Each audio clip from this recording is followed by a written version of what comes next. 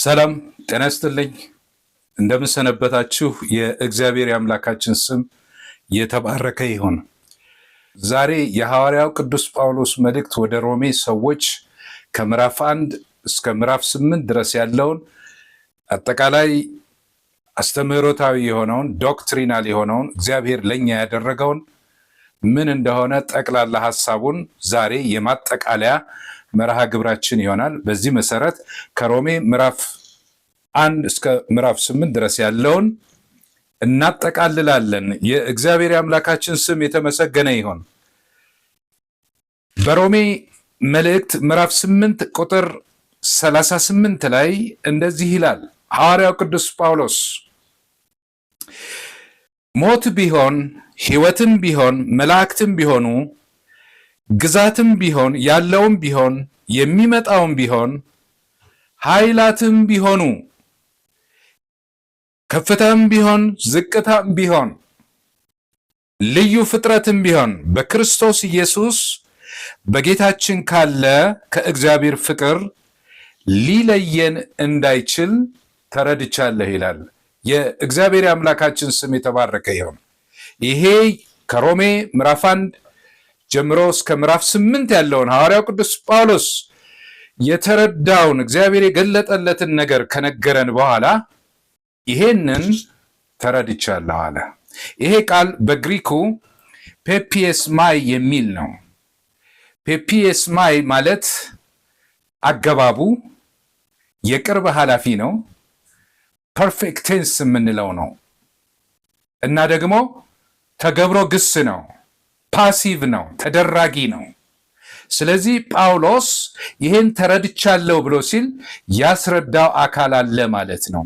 ጳውሎስ እንደኔና እንደናንተ ሰው ነው።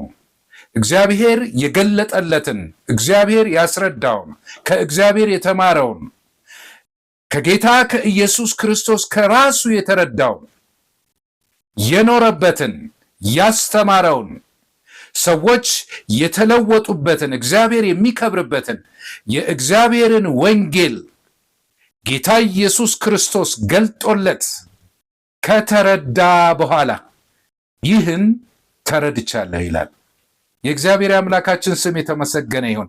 ጳውሎስ ይህንን መልእክት ሲጽፍ ወደ ጌታ ከመጣ ክርስቶስ ከተገለጠለትና የመዳን ወንጌል ከበራለትና ለአገልግሎት ጌታ ከሾመውና ከላከው ጊዜ ጀምሮ ለ20 ዓመት ያህል ጳውሎስ ወንጌልን አገልግሏል። በዚህ ባጠናነው ክፍል ውስጥ የሮሜ መልእክት ምዕራፍ 1 ላይ እንዲህ ይላል ጳውሎስ፣ ሐዋርያ ሊሆን የተጠራ የኢየሱስ ክርስቶስ ባሪያ ጳውሎስ በነቢያቱ አፍ በቅዱሳን መጽሐፍት አስቀድሞ ተስፋ ለሰጠው ለእግዚአብሔር ወንጌል ተለየ አለ። ከተለየበት ጊዜ ጀምሮ ለ20 ዓመት ያህል ጳውሎስ ወንጌልን አገልግሏል። በመጨረሻ ላይ ይህንን የተረዳውን እግዚአብሔር ያደረገውን ከተረዳ በኋላ ይህንን ተረድቻለሁ ብሎ ይነግረናል ጳውሎስ። ምንድነው የተረዳው ጳውሎስ? ይሄንን እንመለከታለን ወገኖቼ። ይሄ ክፍል የሚናገረው ስለ መዳን ነው። እግዚአብሔር ለእኛ ለሰዎች ስላደረገው ስራ ነው የሚናገረው። እስካሁን እንደተመለከትነው ከምዕራፍ 1 ጀምሮ እስከ ምዕራፍ 8 ድረስ እንዳየነው ይሄ ክፍል የሚናገረው እግዚአብሔር የወደቀውን ሰው ለማዳን ያደረገውን የእግዚአብሔርን ስራ ነው። ዶክትሪን ነው የእግዚአብሔርን ስራ። ከምዕራፍ 9 10 እና 11 ድረስ ያለው ስለ አይሁድ ወገኖቹ፣ ስለ እስራኤላውያን፣ ስለ እነርሱ የሚናገር ክፍል ነው። ስለ መዳናቸው እና ስላለው ሁኔታ የሚናገር ክፍል ነው። ከምዕራፍ 12 ጀምሮ እስከ ምዕራፍ 16 ድረስ እግዚአብሔር ያደረገላቸው፣ በእግዚአብሔር የተደረገላቸው፣ የእግዚአብሔርን ማዳን የተቀበሉ ያመኑ ሰዎች እንዴት በቀረው ዘመናቸው መኖር እንዳለባቸው የሚያስረዳ የክርስቲያናዊ ሕይወት ክፍል ነው። ስለዚህ ጳውሎስ አሁን ከምዕራፍ 1 እስከ 8 ድረስ እግዚአብሔር ያደረገውን ነው የሚናገረው። ወገኖቼ ሰው ሁለት ጥያቄ አለው በዚህ ምድር ሲኖር። የትኛውም ሰው አዋቂም ይሁን ያላወቀም ይሁን ድሃም ይሁን ሀብታምም ይሁን ወንድም ይሁን ሴትም ትሁን ሰው ሁሉ በአርአያ ሥላሴ የተፈጠረ ሰው በሕይወቱ የነፍስ ጥያቄ አለው። ሁለት ጥያቄዎች። የመጀመሪያው ጥያቄ ኃጢአተኝነቱን ሰው ያውቃል። ማንም ሳይነግረው እግዚአብሔር ቅዱስ እንደሆነ እንደሚሞት ያውቃል። ነፍስ በአርአያ ሥላሴ የተፈጠረች ስለሆነች እግዚአብሔርን ትፈልጋለች። ስለዚህ ከእግዚአብሔር ጋር እንዴት እታረቃለሁ? እንዴት በእግዚአብሔር ፊት እቆማለሁ? በእግዚአብሔር ፊት እንዴት ጻድቅ ሆኜ መታየት ይችላለሁ? የሚለው የሰው የመጀመሪያ ጥያቄ ነው። ይሄንን ለመፍታት ነው ሰዎች ሁሉ የተለያዩ ሃይማኖቶችን የሚከተሉት። የነፍስ ጥያቄ ስላለ ነው። ስለዚህ ይሄ አንዱ ጥያቄ ነው። ሁለተኛው ጥያቄ እሺ ወንጌል የተሰበከላቸው ሰዎች ወንጌልን ከሰሙና በኢየሱስ ክርስቶስ እግዚአብሔር ያደረገውን ነገር ከተረዱ በኋላ እንዴት አድርጌስ ያዳነኝን ጌታ ስለኔ ኃጢአትና በደል በመስቀል ላይ ተሰቅሎ የሞተልኝን ያን ኢየሱስ ክርስቶስን እርሱን አምኜ የእግዚአብሔርን ልጅነት ካገኘው በኋላ እንዴት አድርጌ በእግዚአብሔር ቤት እኖራለሁ? እኔ ደካማ ሰው ነኝ። እንኳን ከእግዚአብሔር ጋር አብሮ ለመኖር ከሰው ጋር እንኳን ለመኖር እንዴት እቸገራለሁ? ከሰው ጋር እንኳን መኖር አልችልም። እንዴት ከቅዱሱ እግዚአብሔር ጋር እንዴት አብሬ መኖር እችላለሁ? የሚል የነፍስ ጥያቄ አለ። ሐዋርያው ቅዱስ ጳውሎስ በዚህ በ20 ዓመት ሐዋርያዊ አገልግሎቱ ወደ እስር ቤት ገብቶ ከእስር ቤት ውስጥ ሆኖ ከጻፋቸው ከእስር ቤቱ መልእክታት በፊት በአገልግሎት ውስጥ እያለ የመጨረሻ የጻፈው ደብዳቤ የሮሜ መልእክት ነው፣ ባለፈው ጊዜ እንደተመለከት ነው። ስለዚህ ሐዋርያው ጳውሎስ ከ20 ዓመት አገልግሎቱ በኋላ ለሮሜ ሰዎች የጻፈውን ከምዕራፍ 1 እስከ ምዕራፍ 8 ድረስ ያለውን መልእክቱ ሲያጠቃልል ማለት ነው በሕይወት ዘመኔ ውስጥ ሲያስጨንቀኝ የነበረውን የነፍሴን ጥያቄ መልስ ፔፒስማይ ይህን ተረድቻለሁ፣ ይህን አግኝቻለሁ ይለናል።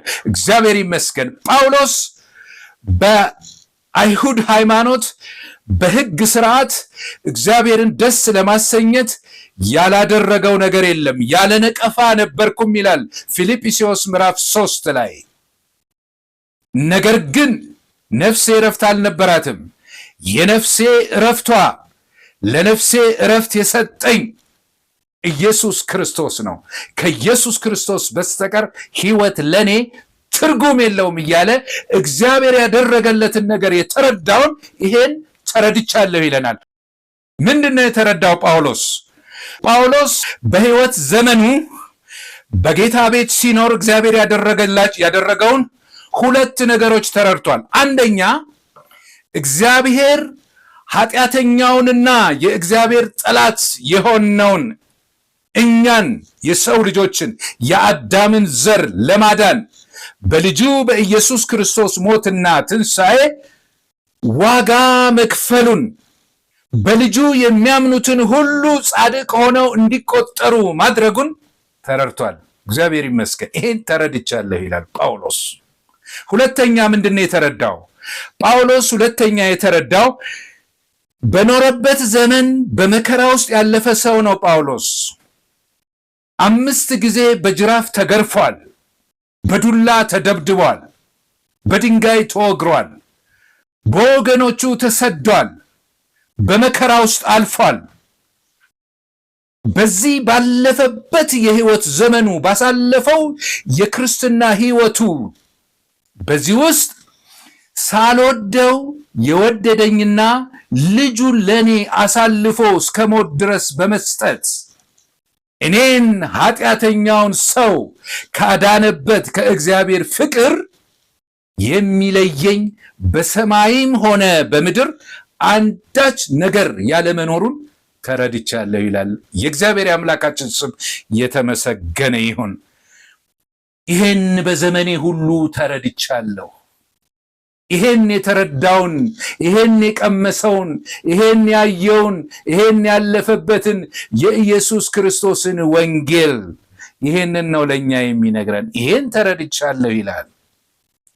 ሊነግረን የፈለገው የማጠቃለያ ሐሳቡ ምንድነው? ጳውሎስ በዚህ ውስጥ አንደኛ ኃጢአተኛ የሆነውን የአዳምን ዘር በሙሉ የማዳኑ ሥራ በእኛ በሰዎች ችሎታ የተመሰረተ የቆመና የጸና ሳይሆን በእግዚአብሔር አብ በልጁ በኢየሱስ ክርስቶስና በመንፈስ ቅዱስ በሥላሴ የተጀመረ የተፈጸመና ለዘላለም የጸና የማዳን ሥራ መሆኑን ያስረዳናል።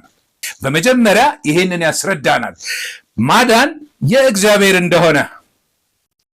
እንዴት ነው ድህነታችን በእኛ በሰዎች ችሎታ ላይ የተመሰረተና የቆመ የጸና ሳይሆን በእግዚአብሔር የተመሰረተ የቆመና የጸና መሆኑን የሚያስረዳን ጳውሎስ በምን መንገድ ነው? ይህንን ከሮሜ ምዕራፍ 1 ቁጥር 1 እስከ ምዕራፍ 8 ቁጥር 25 ድረስ ባለው እስከ ዛሬ ድረስ በ12 ተከታታይ ትምህርቶች ውስጥ ስንከታተለው የነበረው የማዳኑ ሥራ በራሱ በእግዚአብሔር እንደተፈጸመ ይነግረናል። ጳውሎስ አስቀድመን እንዳየነው ምንድነው ያደረገልን? እንደገና ልከልስላችሁ። ዛሬ ማጠቃለያ ስለሆነ ከምዕራፍ 1 እስከ 8 ያለው እግዚአብሔር የሰራው ሥራ ምንድነው ያደረገልን? በመጀመሪያ በሮሜ ምዕራፍ 3 ቁጥር 23 ላይ ምንድነው የሚለው? ሁሉም በድለዋል፣ የእግዚአብሔርም ክብር ጎድሏቸዋል ይላል። ሰው ከእግዚአብሔር ክብር እንደጎደለ ይነግረናል። ሰው የሕግን ሥራ በመፈጸም ሊጸድቅ እንደማይችል በሮሜ ምዕራፍ 3 ቁጥር 19 እና 20 ላይ ከነገረን በኋላ በቁጥር 23 ላይ ሁሉም በድለዋል፣ የእግዚአብሔርም ክብር ጎድሏቸዋል፣ አንድም ጻድቅ የለም ይላል።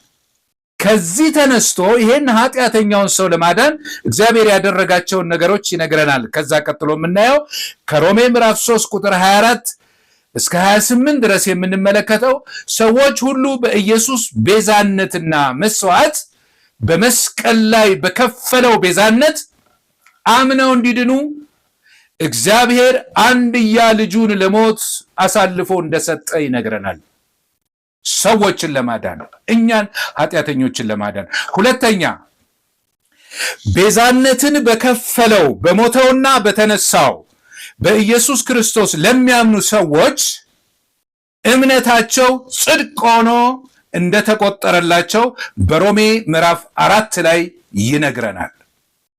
በራሳቸው ሥራ ሳይሆን ክርስቶስ በሰራው ሥራ የሚያምኑ ሰዎች ጻድቅ ተብለው እንዲጠሩ እንዲጸድቁ እግዚአብሔር ማወጁን ይነግረናል።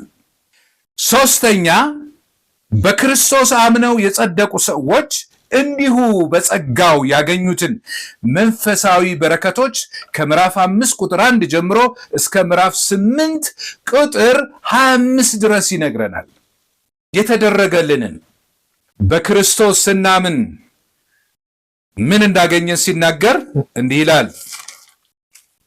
በምዕራፍ 5 ላይ ምዕራፍ 5 ቁጥር 1 ላይ እንግዲህ በእምነት ከጸደቅን በእግዚአብሔር ዘንድ በጌታችን በኢየሱስ ክርስቶስ ሰላምን እንያዝ ይላል።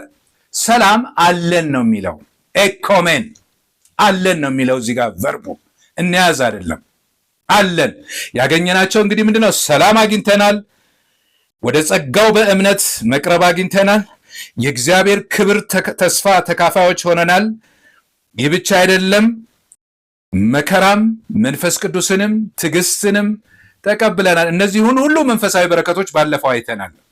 አራተኛ በክርስቶስ አምነው የጸደቁ ሰዎች ከኃጢአት ባርነት ነፃ መውጣታቸውን በምዕራፍ 6 ላይ ይነግረናል። በክርስቶስ አምነው የጸደቁ ሰዎች በኃጢአት እንዳይኖሩ ከኃጢአት ነፃ እንደወጡ ከክርስቶስ ጋር እንደሞቱና እንደተነሱ። ምን ማለት ነው? ክርስቶስን አምነን ሕይወታችንን ለክርስቶስ ስንሰጥ ከክርስቶስ ጋር እንደሞትን ለኃጢአት በትንሣኤው ደግሞ ሕያው ሆነን ከክርስቶስ ጋር እንደተነሳን ሮሜ ምዕራፍ 6 ላይ ባለፈው ጊዜ ተመልክተናል። ይሄን እንመለከታለን። በምዕራፍ 7 ላይ እንግዲያውስ ከክርስቶስ ጋር ሞተን ከተነሳን ለኃጢአት ብቻ ሳይሆን ልንፈጽመው ካልቻልነው ከሚከሰን ከሕግ ነፃ እንደወጣን ጳውሎስ ይናገራል። ለሕግ ምን ሆኛለሁ? ሞቻለሁ። ሕግም ሆነ ኃጢአት የሚሰራው ሕያው በሆነ ላይ ነው። በሞተ ላይ ኃጢአትም አይሰራም፣ ሕግም አይሰራም። ምክንያቱም የኃጢአት ዋጋው ሞት ነው። ሕግን ያልፈጸመም ሰው የሚጠብቀው ሞት ነው። ስለዚህ በሞተ ሰው ላይ ኃጢአትም ሕግም ስለማይሰራ ከኃጢአትና ከሕግ ባርነት ነፃ ወጥተናል ይላል ጳውሎስ። የእግዚአብሔር አምላካችን ስም የተመሰገነ ይሁን። ምዕራፍ 8 ላይ የምንመለከተው ምንድን ነው? በክርስቶስ አምነው የጸደቁ ሰዎች ኩነኔ እንደሌለባቸው ይናገራል። እንግዲህ በክርስቶስ ኢየሱስ ላሉት አሁን ኩነኔ የለባቸውም ይላል። እግዚአብሔር ይመስገን። ኩነኔ ማለት የፍርድ ውሳኔ ማለት ነው። ከፍርድ ነፃ ናቸው ማለት ነው። ይህን ባለፈው ተመልክተናል። ዮሐንስ ወንጌል ምዕራፍ 3 ከቁጥር 16 ጀምሮ እስከ 18 ድረስ ይሄን መመልከት እንችላለን። ከፍርድ ነፃ ሆነናል። በክርስቶስ ውስጥ ያለን ሰዎች ማለት ነው፣ ክርስቲያኖች ማለት ነው። እንግዲያው በክርስቶስ ውስጥ ያልሆኑ ሰዎች፣ ክርስቶስን ያላመኑ ሰዎች በፍርድ ውስጥ ነው ያሉት ማለት ነው። አሁን ተፈርዶባቸዋል ይላል። እንደውም ዮሐንስ ወንጌል ምዕራፍ 3 ቁጥር 17 እና 18 ላይ እንዲሁም ደግሞ በዚሁ በሮሜ መልእክት ምዕራፍ 8 ከቁጥር 14 እስከ 15 ድረስ በክርስቶስ ኢየሱስ አምነው የጸደቁ ሰዎች፣ በእግዚአብሔር ፊት ተቀባይነትን ያገኙ፣ ልጅነትን ያገኙ ሰዎች፣ የእግዚአብሔር ልጆች በእግዚአብሔር መንፈስ የሚመሩ የእግዚአብሔር ልጆች መሆናቸውን ጳውሎስ ይናገራል። የእግዚአብሔር ልጆች ናቸው፣ በእግዚአብሔር መንፈስ የሚመሩ አለ። ምክንያቱም በኢየሱስ ክርስቶስ ስናምን ክርስቶስ በእኛ ውስጥ ያድራል። ክርስቶስ በእኛ ውስጥ ሲያድር የእግዚአብሔር መንፈስ ውስጣችን ያድራል። ይሄንን ሁሉ ያደረገው እግዚአብሔር ነው። አባ አባ ብለን የምንጮህበትን የልጅነትን መንፈስ ሰጠን። ተመልከቱ ወገኖቼ፣ እንግዲህ ይሄ ልጅነት፣ ይሄ ከኩነኔ ነፃ መውጣት፣ ከኃጢአት ባርነት ነፃ መውጣት፣ ከሕግ ባርነት ነፃ መውጣት፣ የእግዚአብሔር ልጅ መሆን፣ ከክርስቶስ ጋር ሞቶ መነሳትና አዲስ ሕይወት መቀበል፣ በእግዚአብሔር ፊት ጻድቅ መባል፣ እነዚህ ሁሉ ከእኛ ያደረግነው አስተዋጽኦ፣ ከእኛ የተደረገ ምንም ነገር የለም። ምንም ነገር የለም። ይሄንን ያደረገው እግዚአብሔር ነው። ይሄንን ያደረገው እግዚአብሔር በልጁ በኢየሱስ ክርስቶስ ነው። የኛ ተሳትፎ የለበትም። በዚህ ውስጥ የምንመለከተው እኛ በኢየሱስ ክርስቶስ ማመን ብቻ ነው። ምንም አስተዋጽኦ ያደረግነው ነገር የለም። እስኪ ተመልከቱ። ስለ ኃጢአታችን ስርየት እኛ የከፈልነው ነገር አለ? የለም። ልጅነትን ለማግኘት እኛ የምንሰራው ስራ አለ? የለም። ከኃጢአት ባርነት ነፃ ለመውጣት ከክርስቶስ ጋር ሞተን ለመነሳት እኛ የምናደርገው ነገር አለ? አንዳች ነገር የለም። ከፍርድ ነፃ ለመውጣት በራሳችን ያደረግነው ነገር የለም። ይሄ ሁሉ የተፈጸመው በእግዚአብሔር ነው። ስለዚህ ይሄ ከሮሜ ምዕራፍ 1 እስከ ምዕራፍ 8 ድረስ ያለው እግዚአብሔር ለኛ በልጁ በኢየሱስ ክርስቶስ ያደረገውን እኛም ደግሞ በማመናችን ምክንያት የተቀበልነውን የእግዚአብሔርን በረከት የሚናገር የዶክትሪን የትምህርት ክፍል ነው ማለት ነው። እግዚአብሔር ይመስገን። ስለዚህ ጳውሎስ ይሄን ተረድቻለሁ ይላል። እንግዲህ በክርስቶስ አምነው የእግዚአብሔርን ልጅነት ያገኙ ዳግም የተወለዱ ሰዎች ከዳኑ በኋላ ወዲያውኑ ወደ ሰማይ አልተወሰድንም። የምንኖረው በዚህ በወደቀ ዓለም ነው። በዚህ መከራ ባለበት ዓለም ነው። ክርስቶስን ተስፋ እያደረግን የምንኖርበት በዚህ ዓለም ነው።